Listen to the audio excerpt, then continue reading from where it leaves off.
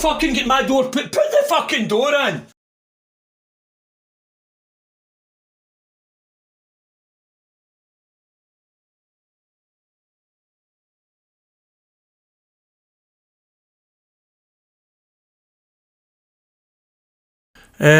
Hello troops, it's BLINK MacDonald here again, and this is going to be one of my first stories. It's going to be a prison story.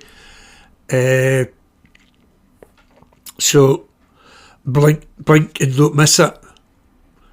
And I'm going to talk about when I was in Sutton in York. It's a high security prison. I was ACAT at the time. I was ACAT for 8 years, so I'd only been in 3 or 4 years. So I met these three guys and talking about them and that, a few months for that. They were actually in the IRA. Their three names were Shuey, Eddie and Joe, and they were otherwise known as the Balcombe Street Mob. So, me being a Rangers supporter and all that, people after a few months, they used to say to me, "We see you running the Balcombe Street Mob, the cells sitting in it." I said, "That's right." They says, "What you running there with Rangers top?"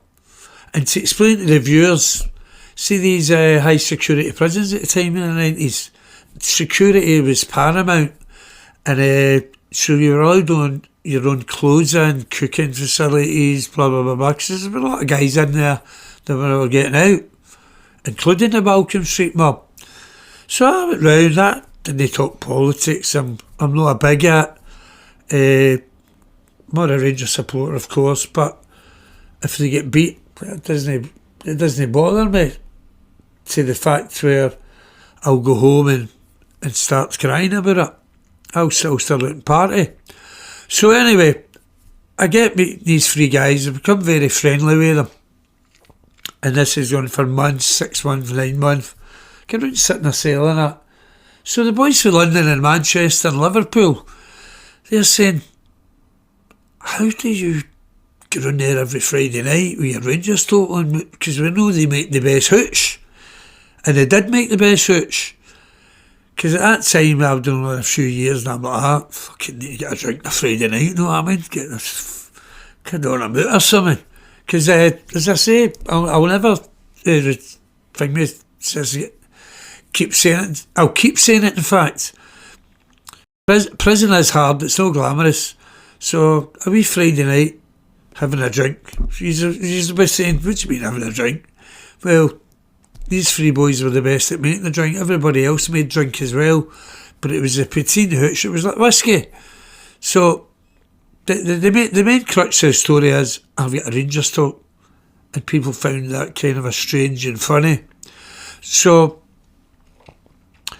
there was 4 halls in Sutton, and you had your own exercise yard, where Monday to Friday that wing was in there, but on a Saturday and Sunday you were out of the sports ground and other wings you could come out, so you could see people that's in another wing which you wouldn't regularly see. So Joe and Joe Shuey and Eddie would say to me, "There's something that I'd say, IRA, do you want introduced?" So I went, "Of course I do."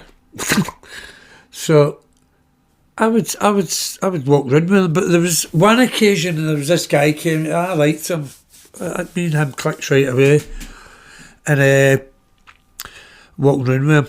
I'd already been done an introduction, and his name was Pat from Belfast.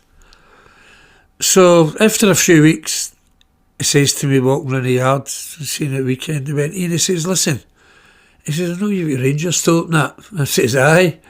He says, "Can I get a looney next Saturday? I want to go up to the reception and get my photograph wearing it." And I went, it puzzled me, and I went, "Pat, wait a minute. You want my Rangers tote to wear it?" I says, "And do what with it?" He says, "I'm going to send it to the Maze." And the folks that don't know the Maze, it was the top security prison, not just in Britain, in Europe. and a lot of heavy people there. And I'm being serious. I'm not thinking. I'm thinking the part, and I'm going. I says, "Oh, you talk if you want." I says, "But you're not going to get a bullet in that." Mate. I says, "Sending it to fellow IRA prisoners." And he says, "No." He says, "Ian, they'll get the crack. The crack is what I learned. It's a laughing island." I says, "You shooting at me this?" And he went, "Aye." So Pat was in 30 years at the time for a conspiracy to blow up electricity pylons. So I says, "Okay then, I'll give you the top then." I says, "Wish you luck." Because I couldn't see the logic in it. I just thought, gee, I didn't know the humour like that. So a couple of weeks passed, I see Pat. He shouts me over and he went, "Ian, I've got the letter back for the troops in the maze." I says, "What's happening?" And I says, "When are you getting kneecapped?" And he went to me, he went, "No." He says, "Ian," he says, "they've all had a party and drinking and they're saying, look at Pat and the Rangers top." And I says, "For fuck's sake." I says, so they liked it?" And he went, "Aye." I went, "Right, okay then." So I just found it strange, and everybody else found it strange in full Sutton that I get introduced when somebody else arrived. But as I say, they liked me. That's simple as that. I'm not going to boast or whatever. I was from Glasgow. They had connections to Glasgow, and they just liked me. And when I get into their cell, one thing you don't do is ask questions. All you ask about them is normal things. Where is it you come from, the island? You don't say, "Do you plant a bomb here? Do you do this? Do you do that?" No, you don't do that. But there was one instance somebody did come into the cell on a Friday night. We were having our hooch or our whiskey to get me a good sleep. You know what I mean? To forget about prison. This fucking arsehole, that's what I could call him. And he got an invite round. But then he started shouting to the boys, "Did you do this? Did you bomb that?" And I actually stood up and I went, "Listen, mate, you know what? Get the fuck out the cell." You know what I mean? Because see the three guys I'm talking about, heavy dudes, but they're gentlemen. People say to me when I get out of prison, they say some things like, "What does IRA look like? What does mass murderers look like?" And I say to them, "They look like you and me." I says, "You could be at a party and sit with people and 10 people there. There could be a quiet guy in the corner. He could have killed 10 people." So it's a ridiculous question because people have got this image of it 3 heads or whatever. But this continued, the party scene. I ended up in full Sutton for 3 years. I done my sentence there. It's quite a relaxed prison, right enough. And I never had an argument with the boys. For I know, is that the police coming? Well, they'll come to arrest me. Christ, I've done my time, mate. So I'm there 3 years and I'm still with the boys and still doing the things, and people just to go. They just couldn't get where I could get into their cell with the Rangers talk on. But I get moved to full Sutton prison, and I lost contact with them. Oh, this is the bit I forgot. I forgot this. Remember, it's a long time away. See, at this time, for the 90s, Rangers, my club, of course. Half my family are Celtic, half my pals are Celtic. Not better. Rangers get beat. I'm going to cry. Some of my pals up the road go, "Oh, I ate my bed, I'm waiting." No, they don't pay your wages, right? I'm a Rangers man. So, when Rangers and Celtic were playing, I had bets. You had the canteen. The canteen was fabulous. You could buy your own food and everything else. So, I had this standard bet on for nearly 3 years with the three chaps I've mentioned. And I don't know how to say this, but I was getting fattered by the month because Rangers were beating Celtic all the time. It was our 9 in a row. I know that we just stopped him there just now, but this was the thing. I had a standard bet, box of roses, but I'm thinking I'm being wide or cheeky, but I was cheeky like that. But they used to give me the free. They came round to me and said, "Look, that's a free box of roses. You're counting on it, right?" And I'm like, "Hey, bother." So I'd open the boxes of roses up, and seeing each box of roses, I would take the orange ones out. Right, and I go, "All right," because you need to give them some sweeties back. You know what I mean? What a miserable cunt. But I'm getting them the orange ones. So I'd get into the 3 lads. I said, "There you go, Joe. There's some sweeties for you." I says, "I'm not going to take them off you." He goes, "You fucking bastard." Then I'd get into Shoe and Eddie. But no, I found it fun. They never took it serious, you know what I mean? But I'd done that for about 3 years with them. Then I moved. So the story doesn't end there, by the way. The story doesn't end there at all. I'm up full Sutton. So the peace process was coming in, and the boys I'm talking about, they were never to be released. I think they'd already done 23 years. So Jerry Adams McGuinness and Shui Docherty's brother, Pat Docherty, he was the Sinn Féin president. I think they were all childhood friends, by the way. Lo and behold, word reaches us. Your 3 pals you took the roses off of, they're getting released. I says, "Fucking hell, that's brilliant." I says, "I want to get recently with this peace process." So at the time, I never had a TV in England. That's where I done most of my time, you know what I mean? Reading books. So I ended up having TV for a couple of months. By the way, I nearly choked in these roses I was eating. The 3 boys got out.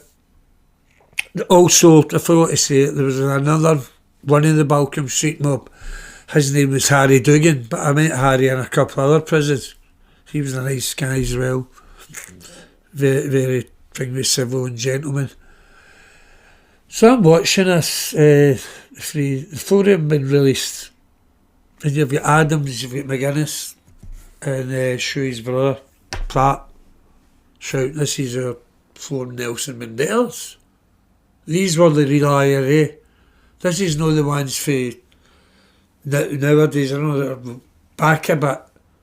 They're in it for the wrong reasons. These guys were, well, they're in it to fight for their country. I learned a bit about the politics, the potato famine and things like that. And even though I'm a Protestant, I thought that an injustice was getting done to the Catholics. They would give the Protestants all the jobs. So I think this is how the IRA kind of started up. I'm getting way back, you know what I mean? I don't know too much. So they were getting released. I knew they were heavy characters, right? But seeing I saw them on the TV getting this rally, they'd been released. And I was like that. I went back to my cell and I went, "Fucking hell. I've been taking roses after them for the last 6 years or 3 years or whatever Rangers run was on."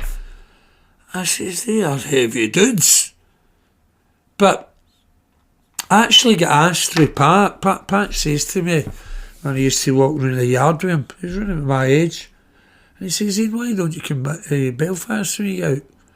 Because Pat knew he was in the Good Friday Agreement as well. I think done about 3 years at the 30, which was fantastic, in my view. I don't like anybody in prison, you know what I mean?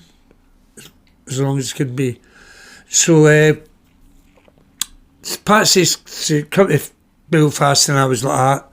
I says, "Pat, when you go to Belfast, you'll put 1 minute." He went, no, that's it. So anyway, cutting a long story short again, I went on holiday to Fingarola with a crowd of guys, and we're in a bar, and there was two Irish people, a couple, and I was standing away from them, and I could just sense, I says, Republicans. So we're talking to one of my friends, and I walked over. I just right away, I went, how you doing, and all that. Without any bullshit, I just went like that. I says, listen, I says, I've been in England 16 years at the Old Bailey. I've met the IRA, and but these people don't say nothing, you know what I mean? So that's how I came out and said that. And they says, well, who did you know in the IRA? I says, I knew the Balcombe Street Mum.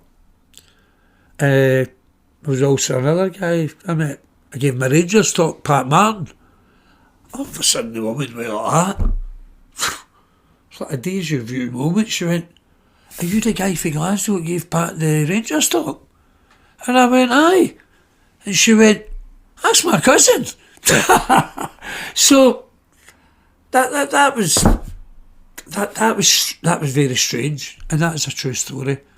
So if you've enjoyed this story, it's not a wee short story, please subscribe to my channel and social media.